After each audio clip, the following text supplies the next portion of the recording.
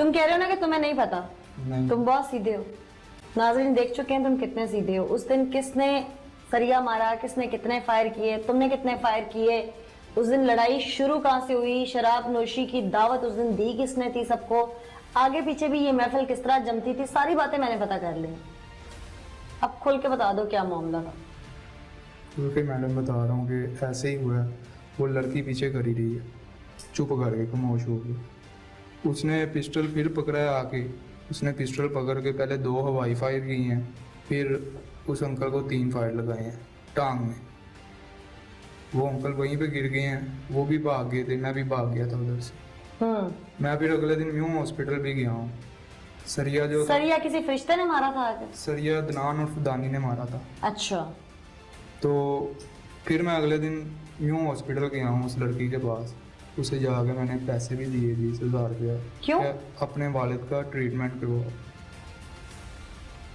अच्छा, पहले फायर मार लिए, उसे इंजर्ड कर लिया, फिर जाके अगले दिन पैसे नशा उतरने के बाद जी फिर ट्रीटमेंट करवाओ। जी।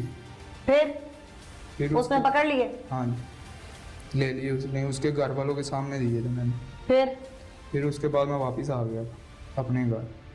फिर उसके बाद 3-4 दिन गुजरे हैं तो पर्चा नामजद, पहले नामलूम था, फिर नामजद हो गया था पर्चा। हम चारों का नाम उन्होंने नामजद कर दिया। पहले तुम नामालूम थे, फिर तुम पैसे भी दे के आए, फिर नामजद कैसे हो गए?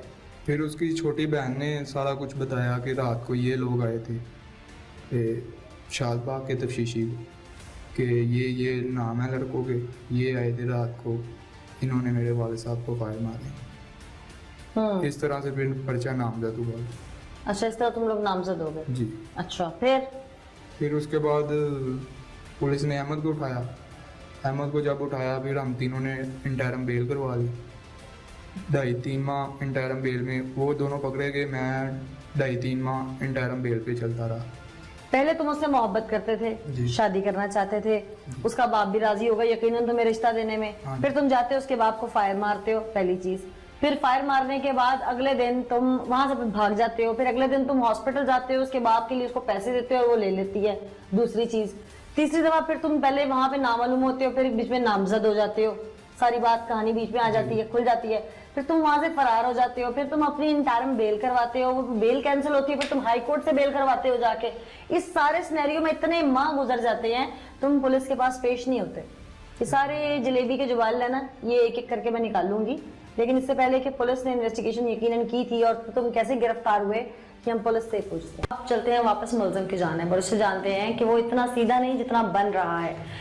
गिरफ्तारी नहीं दी, इश्तिहारी हुआ, प्रेशर डलवाया, रेट लगवाया, आज जब गिरफ्तार हुआ तो भीगी बिल्ली बन के खड़ा है। हाँ भाई, इतने सीधे तो हो नहीं, जो कुछ मैं अभी तक सुन चुकी हूँ। अब अपने मुंह से बताना शुरू कर दो सारी कहानी। ऐसी यही बात है। उसके बाद उन्होंने मेरे पे ज़िना का पर्चा भी करवाया है। क्यों? उस लड़की के साथ काफ़ी लोगों ने किया था, उसे बच्चा होने वाला था, जिसकी वजह से उन्होंने बच्चा ज़ाया करवाया। वहाँ पे नाम मेरा लिखवा दिया इन्होंने। ठीक है। तुम कसूरवार थे उस केस में? नहीं, बिल्कुल नहीं। उसके बाद इन्होंने, वो लड़की गायब हो गई है घर से, इन्होंने अगवा की दरख्वास्त दे दी है। ठीक है। उसके बाद ये चले गए हैं उधर। लड़की जो है ना, लड़की खुद ही चली गई है। उसने जाके 64 के बयान दिए, पहले थाने आई है शादबाग, इधर आके उसने बोला है कि मुझे किसी ने अगवा नहीं किया है। ठीक है। और ना ही मेरे साथ किसी ने ज़िना किया है। उसके बाद वो चली गई है सीधा कोर्ट में। उधर जाके भी उसने 64 के बयान दिए हैं, फिर 61 के बयान दिए हैं कि ना तो मेरे साथ किसी ने ज़िना किया और ना ही मुझे किसी ने अगवा किया। मैं अपने घर से अपनी मर्जी के साथ आई हूँ। ठीक है। उसके बाद पैसे लेते रहे ये मदईया। मैंने सुना तुमने खरीदने की कोशिश की है उन्हें? नहीं। उसके बाद ये पैसे मदई भी लेते रहे हैं हमसे कि हम सुलह करते हैं, लेकिन उधर से मुझे कितने पैसे? तकरीबन 50-60 हज़ार रुपया ले गए हैं हमसे। अच्छा। और उसके बाद उस लड़की ने बयान दिए हैं मेरे हक में। बयान दे के तो मेरे ऊपर से इसने पर्चा खारिज किया। जज साहब ने उससे पूछा भी है कि क्यों तुम पर्चा खारिज करवा रही हो। उसने कहा इसका कोई कसूर नहीं है, इससे बस पैसे खाने के। यानी कि पहले पर्चा करवाया, फिर पैसे लेके खुद घर वालों के कहने पे। अच्छा, फिर पर्चा खारिज करवाया? जी। अच्छा। फिर पर्चा खारिज करवाया। फिर उसने ये भी बयान दिए हैं कि ये सिर्फ मेरे घर वाले पैसे खाने की खातर इसे ऐसे जलील कर रहे हैं। अच्छा, कोई प्लॉट का मामला भी मैंने भी सुना, जी, वो क्या मामला? तुम लोग खरीद रहे थे उनको? खरीद नहीं दे रहे, वो खुद मांग रहे थे क्या? कि हमें हमारे साथ कंप्रोमाइज करें।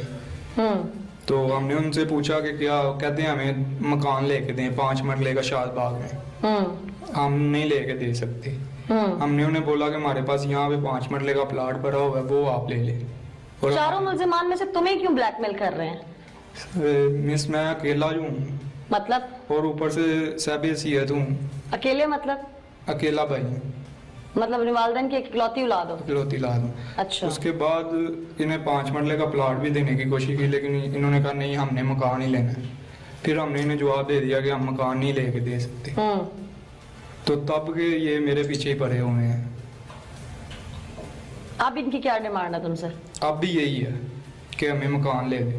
पहले पर्चे को लेके, अभी के पर्चे को लेके एक बात तो क्लियर है कि तुम्हारे तल्लकात थे उसके जी। साथ, तुम गलत थे उसके साथ। जी। उस दिन कत्ल की जगह पर, मौके पे तुम लड़ाई झगड़े में मौजूद थे और लड़ने गए थे, लड़ाई झगड़ा हुआ था। लड़ाई नहीं, झगड़ा नहीं था हुआ। कोई वजह तो है ना जो केस गिरफ्त झगड़ा कर गया उसका तुम्हारे पे? उसके साथ सिर्फ मेरे पीछे इस वजह से पड़े हैं कि इससे पैसे मिलेंगे, बाकी सारे मतलब कि इतने नहीं है कि वो नहीं दे सकते इन्हें पैसे। वो गरीब हैं थोड़े, ठीक है, बस माँ बाप है, कमा लेते हैं, खा लेते हैं।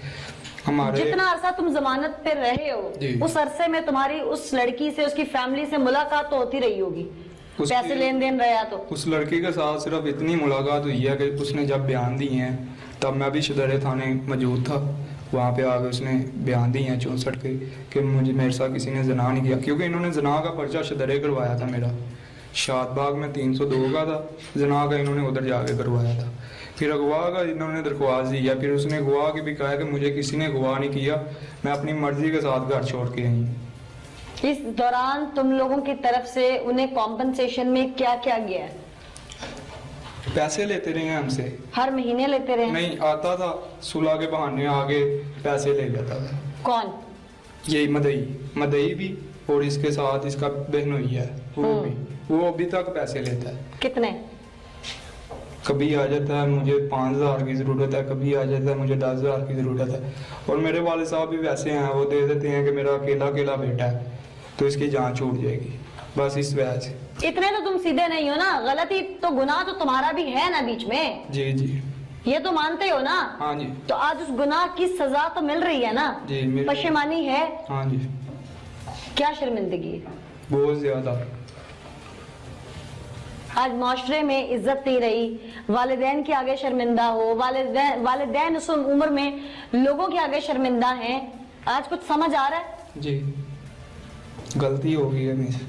क्या मैसेज दोगे अपने जैसी नौजवान नस्ल को?